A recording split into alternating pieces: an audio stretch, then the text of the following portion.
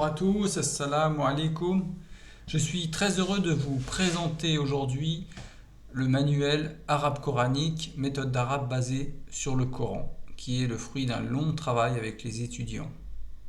Alors c'est une méthode que j'ai réalisée en partant du constat que de nombreuses personnes souhaitent apprendre l'arabe pour comprendre le Coran et qu'il n'existait sur le marché aucune méthode répondant à ce besoin. C'est une méthode qui est adaptée à un public d'adultes et d'adolescents, mais dont la plupart du matériel pédagogique pourrait être utilisé pour les enfants, moyennant parfois quelques adaptations. La méthode a d'abord été pensée pour les enseignants, mais une bonne part du matériel pédagogique pourra également être utilisé par les autodidactes.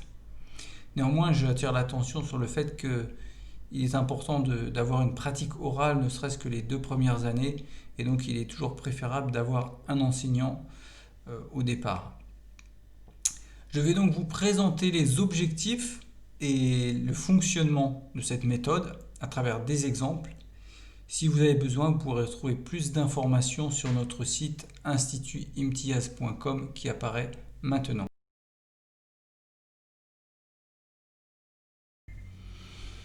L'ouvrage est composé de 10 unités et d'un examen final. Il couvre une année d'études à raison d'1h30 ou 2 heures par semaine, accompagné d'un travail personnel raisonnable.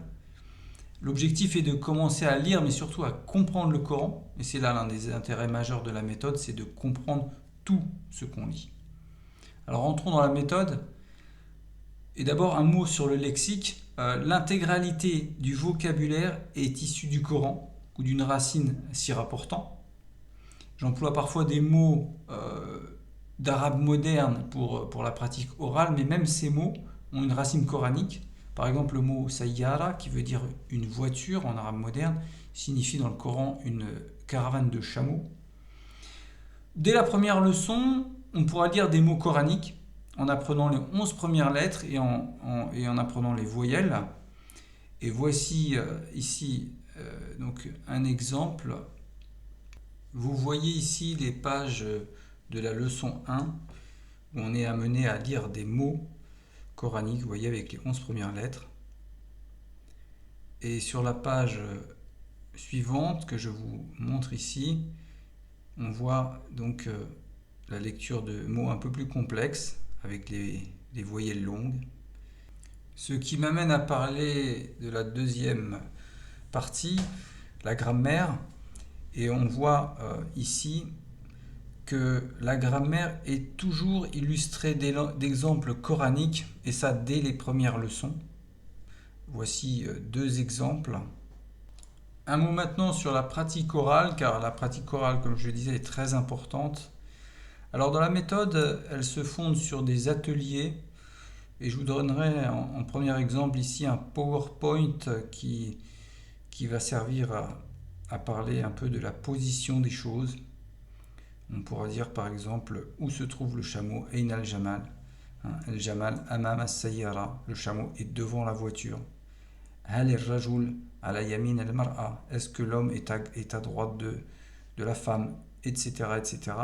Et donc il s'agit là de faire un travail avec l'enseignant et un échange entre l'enseignant et les étudiants.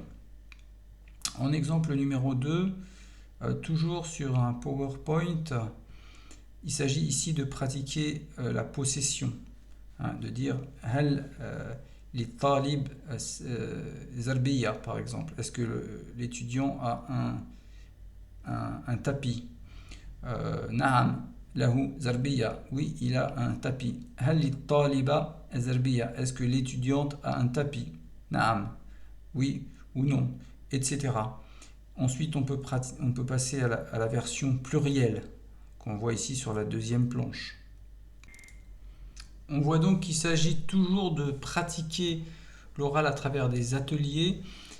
Parfois, les ateliers se font entre les élèves, avec notamment les flashcards qu'on trouve dans le coffret, ainsi qu'avec des mots découpés, un ensemble de choses, d'outils, d'ateliers comme ça qui permettent la pratique orale entre les élèves ou entre le professeur et les élèves. Il y a ensuite dans la méthode un certain nombre de dialogues qui permettent également la pratique orale et la compréhension orale en amont, et qui vont servir également de support de discussion dans la classe, justement à travers le texte. Et concernant la compréhension orale, justement, une partie importante est justement le Coran lui-même, car il y a dans la méthode un certain nombre de passages coraniques sélectionnés justement en fonction des leçons et en fonction du niveau des élèves, et qui ont principalement pour usage la compréhension orale, avec évidemment un travail en amont sur le vocabulaire, etc. Et donc il s'agit d'étudier des passages coraniques de manière plus globale, mais en comprenant tout ce qu'on va écouter, au terme de la leçon, bien sûr. Un mot maintenant pour les enseignants. Alors j'ai indiqué en bas de page le mode d'emploi de nombreuses activités orales à l'attention de ces derniers, voire les notes fil pédagogiques. Elles expliquent la méthode telle que je l'ai pensée.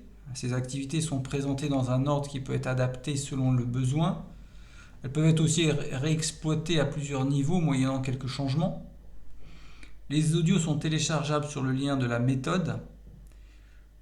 Les fichiers PowerPoint d'animation pourront être exploités en cours avec un projecteur ou un grand téléviseur. Ils permettront d'impliquer toute la classe dans une pratique orale ludique, tout en les transportant dans un décor inspiré du monde arabe. Les enseignants trouveront également des recommandations associées au texte. Ils trouveront en option un coffret qui contient environ 200 flashcards, un set de mots avec des noms, des verbes, des pronoms, des prépositions, des adjectifs. Il permettra de composer des phrases. Également un set de lettres avec la transcription verso, un set de syllabes, de jeux de loi, des jeux de conjugaison. Alors les flashcards et les sets de mots pourront être utilisés évidemment de 1000 façons, et donc là, libre aux enseignants de faire parler leur imagination. D'ailleurs, j'en suggère quelques-unes dans le fil pédagogique, mais ils pourront évidemment les utiliser de 1000 autres façons. Et d'ailleurs, je les invite à nous donner par retour des idées. Et les meilleures idées seront publiées sur le site internet avec la référence de l'enseignant, s'il le veut bien sûr.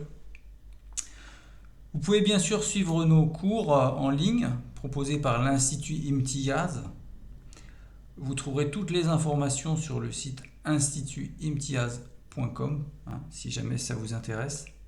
Et j'en profite enfin pour remercier les nombreux élèves qui m'ont permis de développer cette méthode grâce à leur présence et leur implication. Merci à tous et à bientôt, je l'espère. Ma'as salama, Allah ma'akum.